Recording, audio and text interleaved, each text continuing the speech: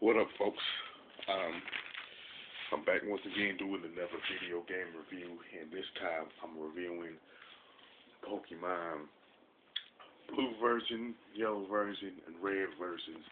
Now, these three are the first games to be released in the Pokemon video game franchise, and they were all released for the Game Boy Color.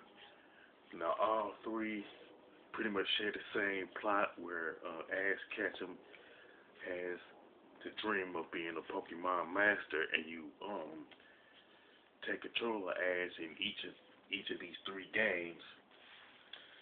And the game pretty much starts off with Professor Oak pretty much introducing himself, who is a well-known Pokemon researcher, and he briefly talk about the Pokemon. He mentions you. This is where the point where you enter your name. He also talk about his grandson Gary. He was pretty much like an egomaniac, you know. So once the cutscene is over, you pretty much try to leave your hometown of Pallet Town, but Professor Oak stops you, saying that it's too dangerous for you to go out there alone, and you need a Pokemon for protection. Now, this is the part where Yellow is different from the other two, Blue and Red, in terms of the starter Pokemon, because like with the Yellow version, when this part happens, what Professor Oak will catch a wild Pikachu. Then he'll lead you back to his research office, and where a Eevee is there, and he wants you to have it, but like Gary pretty much snatches that one, snatches Eevee for himself, and Professor Oak gives you Pikachu. Now, Blue and Red version, on the other hand, he'll immediately take you to his research station, and you pick between three Pokemon as your starter, either Squirtle, Charmander, or Bulbasaur. Now, once you pick the specific one you want, Gary will pick the one that's pretty much going to be the one that's stronger, that's the stronger one. And he pretty much challenges you to a battle after you pick your Pokemon, and after the battle is over, he pretty much Ash goes to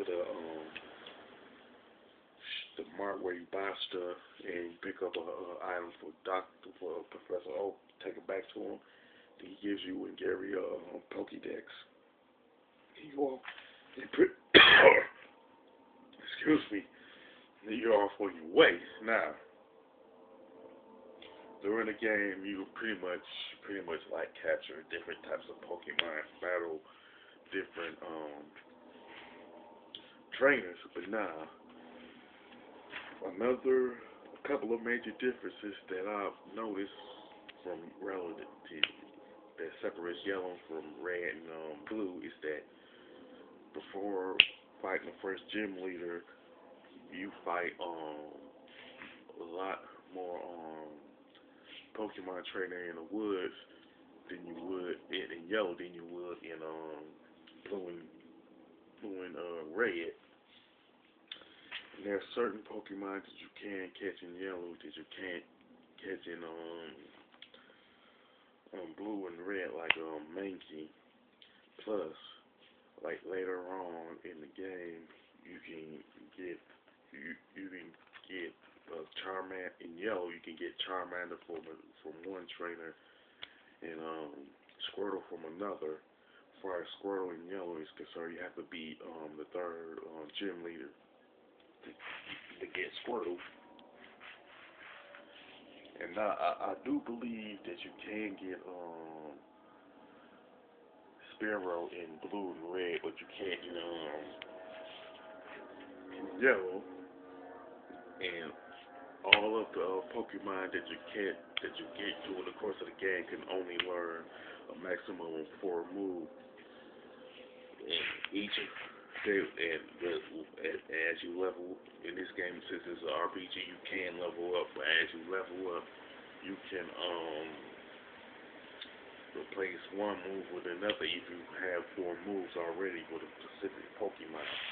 Now, another thing about the game is that you pretty much like fight 8 gym leaders in different towns, and you need a specific Pokemon to pretty much defeat them. And it has to be at a specific level to make the battle not last too long. And like for example, the first gym leader is Brock, and he has ground type Pokemon. In yellow, you need to capture a Mankey, and once you catch him, you make sure that that Mankey is leveled up to a level 13, and Mankey has the one move called the low kick, because any fighting type that has a low kick can beat a ground type with that move very quickly. Now with red and blue version, you're going to need your starter. To defeat Brock, you pretty much need either Squirtle or your Bulbasaur, and regardless of which one you get, you're going to need to level them up to at 13, like Mankey and Yellow version. Because of that, with Bulbasaur you can get Bubble and usually get Onyx and Geodude, or if you have Bulbasaur, you're gonna have Vinewood to beat them. So you do need a specific Pokemon to beat each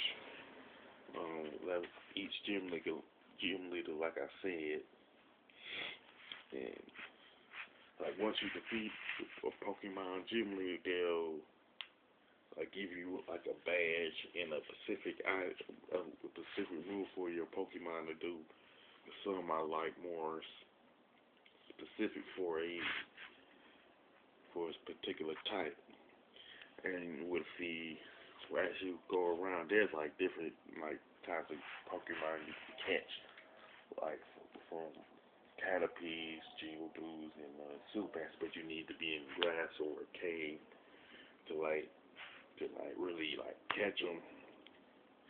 The idea is to weaken them to catch them, but if you have them already, you just pretty much beat them to get stronger.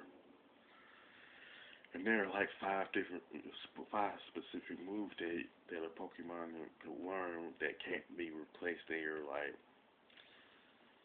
Fly for the flying type, Flash for the electric types, Surf, Cut, and Strength. Because all 5 moves have a specific purpose in mind. Like Fly allows you to go to one scene to another within a few seconds, and Cut allows you to cut down small bushes. And the one thing about this game, I think that separates it from other RPGs, is that the fact that the Pokemon pretty much evolve into stronger creatures. Some cannot evolve at all. That's maybe around 10 or 12. And there are some that evolve one time, and but most evolve once and then a second time. And after you beat the gym leaders and have 8 badges, then you're allowed to battle the Elite Four. Pretty much like the gym leaders, you will need a specific Pokemon to defeat each member of the Elite Four. And once you defeat them, then you battle against Gary for the last time. And it's worth noting that you will fight Gary, I forget how many times you actually face him, but you face him more than the 2 times that I mentioned through the course of the game. And once you face off against Gary for the final time and defeat him, you become the Pokemon champion. One thing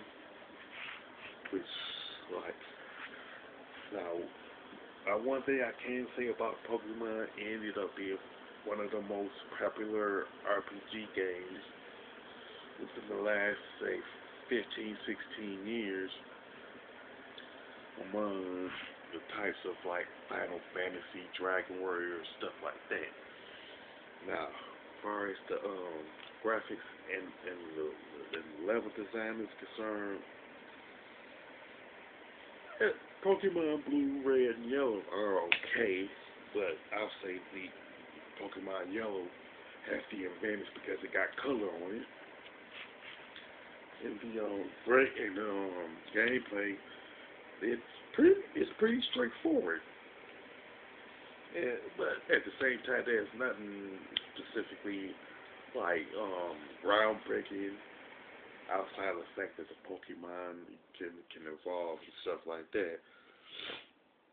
Now, as far as the soundtrack is concerned, I'm not a real fan of the soundtrack for Pokemon Blue, Red, and Yellow. I typically turn down the volume and put on some mute and play some music from like a CD or something. And this is one of the few games that I don't like the soundtrack to. That's from a game that's like pretty popular. And what I do have some gripes about it.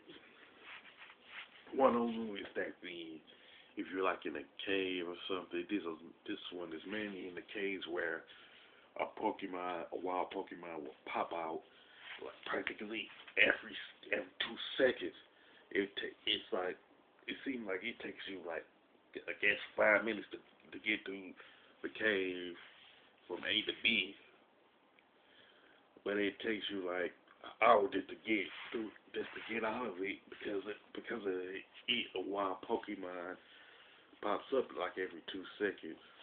But there is an item that you can buy called Repel just to get rid of them. Another thing I forgot to mention is that you can buy after you defeat different Pokemon trainers and gym leaders, you earn money to get items like the Repel, the potions and Pokeballs and stuff like that. Now, that being said, that thing with the wild Pokemon popping out every 2 seconds can get annoying after a while.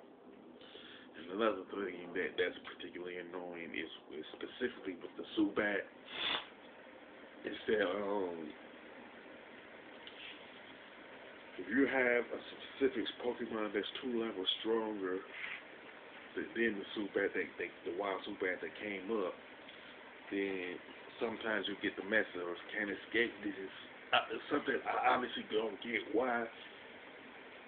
It's kind of like, why can't I escape if the Pokemon that the Pokemon that I have that shows up first can't escape from a Zubat if that particular Pokemon I'm using at the time can escape. It's kind of like that part don't make no sense where one of your Pokemon is 2 levels stronger than that particular Zubat, but it can't escape. To me that was like a particular programming decision, a stupid programming decision that was made by Game Freak. Now I haven't played any more of the Pokemon games outside of these three, but I hope they resolve that issue in the later Pokemon games. But overall, Pokemon Blue, Red, and Yellow are not bad games. It's just that there's things about it that